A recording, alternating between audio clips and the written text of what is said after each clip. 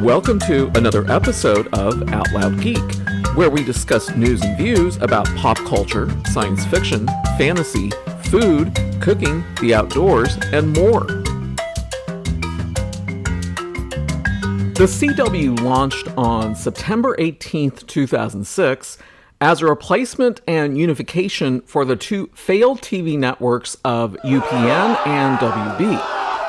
Jointly owned by the CBS Entertainment Group, which is now Paramount Global, and Warner Brothers, which is now Warner Brothers Discovery, the CW has never had high viewership.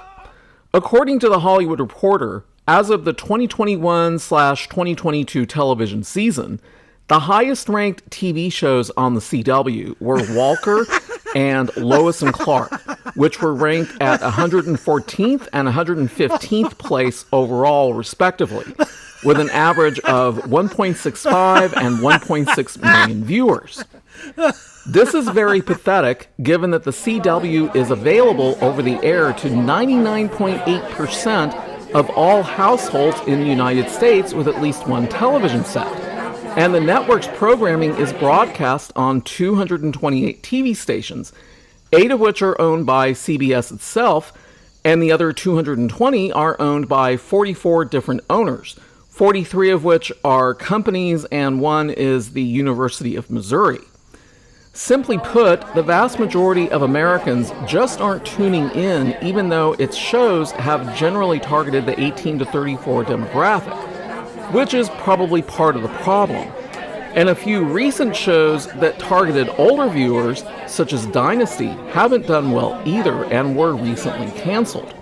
In fact, the CW has canceled more than 10 shows after this most recent season, with the latest cancellation only occurring a few days ago, the Nancy Drew spinoff Tom Swift, which had only premiered on May 31st with a mostly black cast and had only aired 6 episodes. Having put the beleaguered network up for sale earlier this year, the apparent buyer is Nexstar Media Group, which currently owns 36 of the 220 affiliated TV stations across the U.S. that cover the largest population areas. Nexstar is purchasing a 75% ownership of the CW network for a real bargain. $0. Yes, you heard me right. The sale price is $0. Think of it this way. The CW network is equivalent to a box of free stuff that one might find at a garage sale put off to the side, except that the CW also comes with a $100 million debt to go along with it.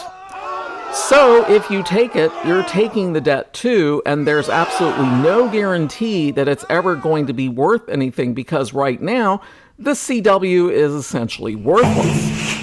The other 25% ownership will remain evenly split between the current owners, Paramount Global and Warner Brothers Discovery. And they are still supposed to provide new content for the CW to air, which they can then also put onto their respective streaming services for overseas viewers. What impact this change in ownership will have on the management of the CW and its overall staffing is yet to be seen. But I suspect that there will be a lot of staffing changes made once Nexstar is calling the shots. And whether the sale of the CW network to Nexstar will make it profitable is something else that we'll all just have to wait and see. Thanks for watching today, and a huge thanks to everyone who has subscribed to our channel. We appreciate your support. If you enjoyed this video, please press the like button, and please feel free to share a comment. If you'd like to see more of our videos in the future and help support this channel, please press the red subscribe button, and please press the bell to receive notifications for new content. You can also find us on Facebook and Twitter by clicking on the links in the description.